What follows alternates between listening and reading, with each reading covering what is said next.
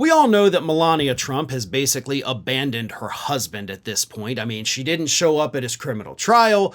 She hasn't hit the campaign trail with him, even though he's been running for president since November, 15th of 2023. So we're talking a good solid year and a half now, and she hasn't done anything with him at all. Back in March, when he was asked by a reporter, like, hey, when's Melania going to join you on the campaign trail? You know, the former first lady, so it's not like she's new to this. Trump could only respond by saying, stay tuned. Well, according to a new report from Axios that spoke to multiple different people that have authored books about the first lady and, of course, first ladies throughout history, those people who know this position the best, those people who have done research on Melania, they all seem to believe that if Donald Trump wins a second term, his wife will not be joining him in Washington, D.C. Now, part of that, of course, is based on the fact that she's abandoned him during his time of need here. And a lot of it is also based on the fact that she clearly didn't like her first go-round as First Lady.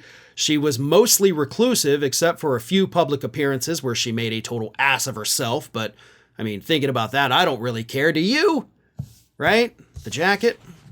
But here's what a few of these folks said.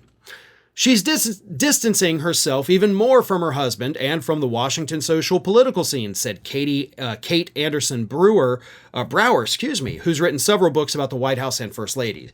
I mean, she clearly hated being in Washington, Brower says.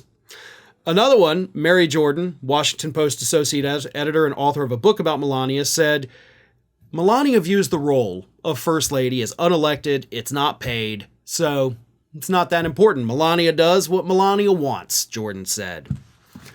So there are others, of course, who spoke to Axios, echoing the same thing, that Melania Trump may not go with her husband.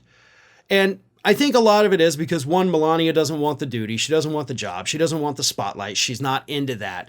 But I think an even bigger factor in this is that she doesn't like him. There's no escape if she is with Donald Trump in that White House. She has to deal with him. Whereas when they're living at Mar-a-Lago, she has a separate bedroom.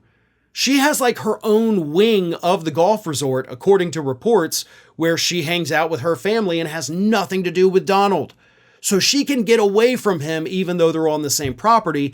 In the White House, a little bit harder to do that, because if she does it, you're going to have leaks and all kinds of things saying Melania hates Donald. She can't even be in the same room with him.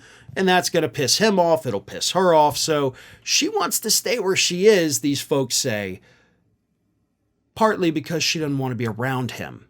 And honestly, with that, I can't blame her. Not that I think she's a good person at all, but I do think she doesn't want to do the job.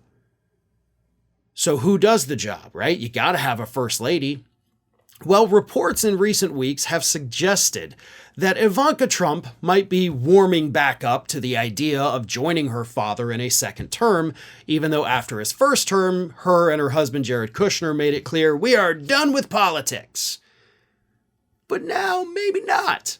So the role of First Lady could be played by Donald Trump's daughter, which, by the way, is actually not the first time in the history of the United States something like that has happened.